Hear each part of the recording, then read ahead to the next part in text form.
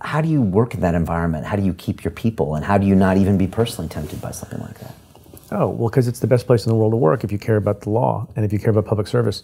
Look, that office, and you'll forgive me for being, parochially proud of the Southern District of New York.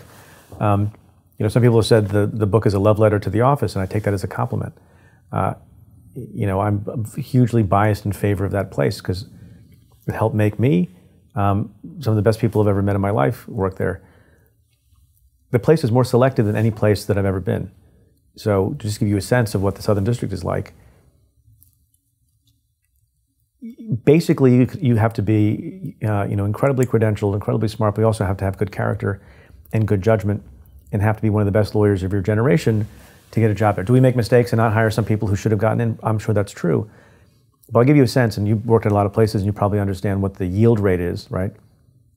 Over the course of 7.5 years, I think I made about 180 offers to young men and women, asking them, accepting their application to become an assistant U.S. attorney in the Southern District of New York. And out of 180, do you know how many accepted on the spot, on the phone? I think 179. And I think the other one needed to just check with the spouse for another day. I'm not aware of any other institution, including MIT, including Harvard, Goldman Sachs. I'm not aware of any other institution that has a basically 100% acceptance rate. Nope. And also, by the way, on the phone, in the moment, well, how long do I have to accept the offer? Let me see what this other office is saying. If we made you an offer, you took it because you knew that it was the best place in the world to work. That sounds I remember sitting next to a billionaire once, whose name I won't mention, who asked me who our labor competition was. And I said, I don't have any. Our only problem with labor and competition is sometimes some other offices would accelerate an application ahead of ours and someone would accept another offer if we weren't quick enough because they knew that it was a long shot and they didn't want the other offer to expire. And people get exploding offers from other places to prevent them from coming to the Southern District of New York. So when you say, how do you get people who, to give up all that money? Because it's the greatest, most prestigious place, I think, to work, and also because of the satisfaction of the work. I mean, the job every day is to just try to do the right thing in the right way for the right reasons, which is a mantra that I repeat in the book over and over and over again. And it sounds corny, and was it always successful? No. But it's an amazing feeling to be able to do that work where you're not a typical lawyer who has to represent a client who maybe you don't agree with, or maybe you have to take positions that are not necessarily the wisest or smartest or the best laid and supported in the law. You represent only the public. If you don't believe in the case, you don't bring the case. And you get to work with some of the smartest, greatest people around. And also, by the way, really, really funny people.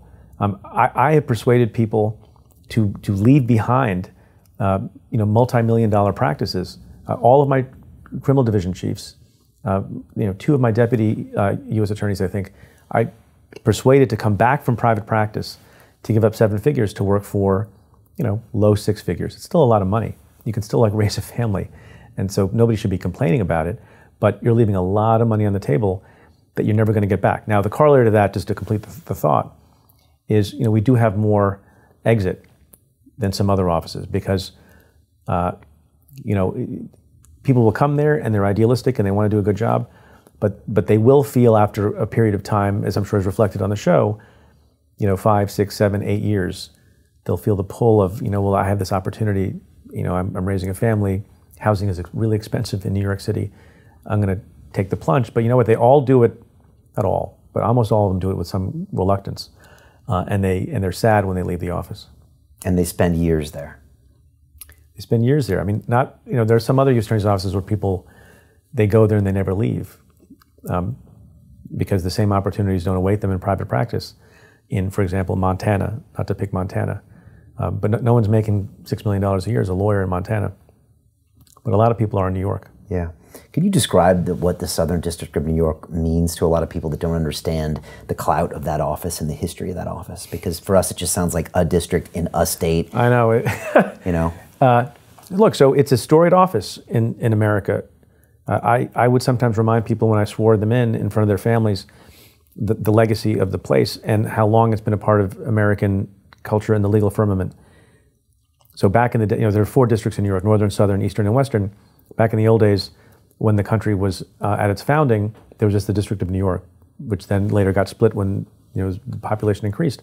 But for all intents and purposes, the Southern District of New York, or the District of New York, commenced at the founding of the Republic, 1789. I will tell people the story, and we used to have on display in the office a copy of a piece of paper that was a handwritten nomination form by the first President of the United States, George Washington, to the Senate, referring to them his nominations for the U.S. Attorney for the District of New York, and the other person on the form that you may remember and have heard of for Secretary of State, Thomas Jefferson.